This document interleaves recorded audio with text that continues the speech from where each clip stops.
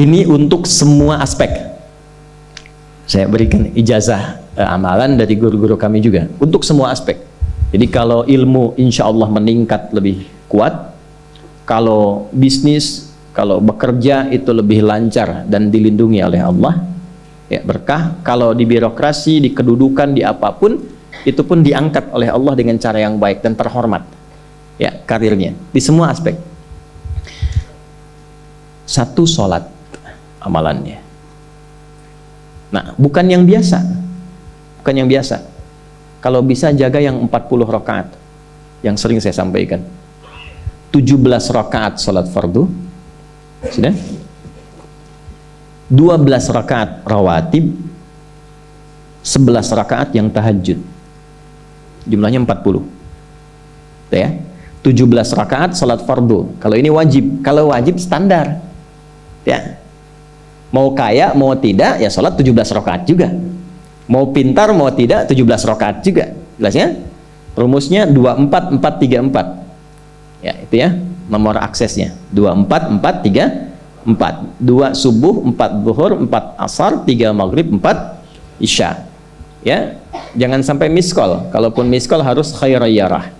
Ya kan? Bukan syarrayyarah. Baik, pasti yang miskol muadzin. Allahu akbar, khairayyarah. Ya. Baru adzan belum qomat syarrayyarah. Terus ya? Oke. Teruskan yang 12 itu hadisnya sahih. Perhatikan baik-baik. Man shalla isnatai asyrata rak'atan fi yaumin wa lailatin. Siapa yang menunaikan salat sunnah 12 rakaat yang mengiringi salat fardunya siang dan malam. Sudah arba'an qabla dhuhri, 4 rakaat sebelum zuhur. 4 rakaat sebelum zuhur. Teknisnya bisa langsung 4 atau 2-2. 2 kemudian salam, 2 rakaat lagi salam. Jelas? Baik. Kemudian arba'an qabla dhuhri, rak'ataini ba'daha, 2 rakaat setelahnya. Setelah zuhur 2 rakaat. 4 tambah 2 berapa? 6. Rak'ataini ba'dal maghrib, 2 rakaat setelah maghrib. 6 tambah 2 8. Rak'ataini ba'dal isya, 2 rakaat setelah isya. 8 tambah 2 10. Rak'ataini qabla al-fajri, 2 rakaat sebelum subuh. 12 ya. Nah, jaga yang 12 ini. Jaga yang 12. Kalau sebelum zuhur tidak memungkinkan 4, misal sebelum zuhur, karena kasusnya bisa berbeda. Ada Ibnu Umar, Abdullah bin Umar radhiyallahu taala anhuma, menemukan kasus berbeda seperti Anda di kantoran waktu singkat saat Ramadan, kan? Dapatnya cuma mungkin 2. Maka ada hadis dari Nabi sallallahu alaihi wasallam, riwayatnya Ibnu Umar. Qala au kama qala hafidtu an Rasulillah sallallahu alaihi wasallam 10 rakaat. Saya hafal dari Nabi 10 rakaat. Kalau tidak sempat sebelum zuhur 4, boleh 2. Nah, dari Ibnu Umar ini sebelum zuhurnya 2 rakaat. Sebelum zuhurnya berapa? 2 rakaat. Jadi kalau bisa 4, kalau tidak memungkinkan berapa? 2. Orang yang terbiasa 4, lalu karena kondisi tertentu dia mengerjakan 2, tetap dicatatkan oleh malaikat 4 jumlahnya. Dari mana dalilnya? Hadis. Idza maridal abdu aw safar kutiba lahu misla ma kana alaihi muqiman sahiha. Kalau seseorang sakit atau bepergian jauh, atau dia sedang punya uzur syar'i seperti 2 hal tadi, dan tak mampu melakukan amalan rutinnya seperti biasa, maka tetap dituliskan pahalanya sempurna seperti rutin dan mukimnya. Contoh, ibu mohon maaf ya bu ya, mohon maaf, perempuan dalam keadaan suci, sholat subuhnya berapa rakaat? 2 ya, 2 kan nggak mungkin 3 kan? Baik ya, 2 rakaat. Sholat qabliyahnya berapa rakaat? 2 rakaat. Baik. Setelah itu baca Quran nggak? Alhamdulillah. Bisa 1 halaman, kan? Bisa. Ibu kerjakan saat suci. Saat sedang tidak suci, masa haid tiba, sholat tidak? Tidak. Baca Quran tidak? Nah, kalau punya kebiasaan sholat, baca Quran, dan tiba masa haidnya, itu pahalanya tetap dituliskan sesuai kebiasaannya. Harus tahu itu. Makanya manfaatkan, karena kalau sudah tiba masa monofos, sama. Itu Allah tuh memberikan kemuliaan khusus. Makanya bu, kalau ngaji dengan ustadz-ustadz tertentu, bikin kurikulum ngajinya fikih perempuan aja, gak usah jauh-jauh. Fikih perempuan. keluarkan karena banyak pahala mengalir di dalamnya. Ya. Dan kadang-kadang saya suka bingung kalau bahas fikih rumah tangga itu kenapa yang tegang-tegang gitu. Sekarang fikih parenting sekarang tuh kayaknya menegangkan antara surga neraka aja tuh. Tanggung jawab suami, hati-hati dengan istri. Padahal Qur'annya mengatakan rumah tangga itu penuh dengan permainan yang menyenangkan. Yang ada banyak candanya. Gitu. Coba keluarkan tuh hadis-hadis itu ya. Ibu tahu salah satu istri Nabi ada namanya Sayyidah Saudah binti Zam'ah. Itu sepuh, Bu. Usianya sekitar 70 tahunan ke atas. Dan beliau, Nabi SAW bangunkan rumahnya, itu kamarnya di samping Sayyidah Aisyah, dekat situ, dekat Raudhah. Sepuhnya luar biasa, hobinya bikin makanan, masak. Satu kali, ketika beliau sedang ngolah tepung, Nabi pulang, pas kemudian bagiannya Sayyidah Saudah binti Zam'ah datang sedang ngolah tepung, atau dalam riwayat atau kama hadas, itu dicolek tepungnya, bermain, bercanda, dicolekkan di keningnya, di kening istrinya. Nah, itu sudah sepuh, dicolekkan, masih bercanda, masih tertawa. Kalau bahasa kita masih panggil sayang gitu. Ini kapan kakek nenek masih bilang sayang dan canda. Ini penuh dengan demikian ya. Ini yang mau saya kembalikan deh, ya nilai-nilai tadi. Jadi kembali ke sini, Bapak Ibu sekalian, kembali ke sini. Ya, urutkan lagi, kita agak cepat masuk ke dalam pembagiannya. Detil pada pembahasan ini, satu salat 40 rakaat. Sudah? Yang fardu sudah dalilnya, yang rawatib sudah, terakhir yang 11 rakaat yang salat malam.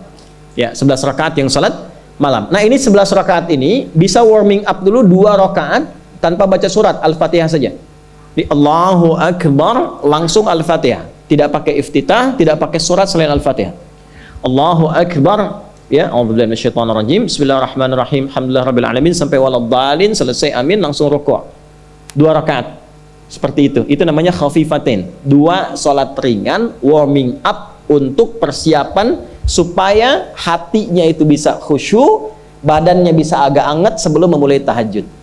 Barulah kemudian tunaikan 2 rakaat setelah itu, 2 rakaat setelah itu, 2 rakaat setelah itu, ujungnya tutup dengan 1. Ya, itu riwayatnya ada di dalam riwayat Abu Daud, nomor hadis 1367 dari Ibnu Abbas radhiyallahu taala anhuma.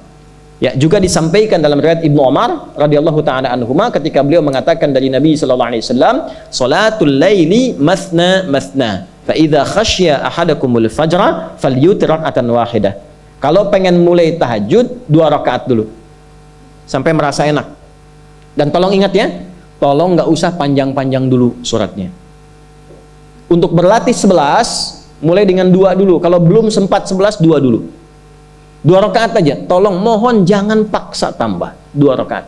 Itu pun bangunnya jangan terlalu malam, jangan terlalu awal malam. Subuh jam berapa sekarang?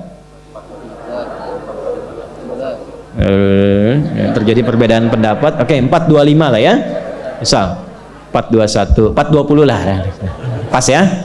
Misal kita ambil tengah-tengah 4.20, sudah bangun 4 kurang seperempat, jam 4 kurang seperempat. Karena hadisnya mengatakan ada persiapan sebelum wudu.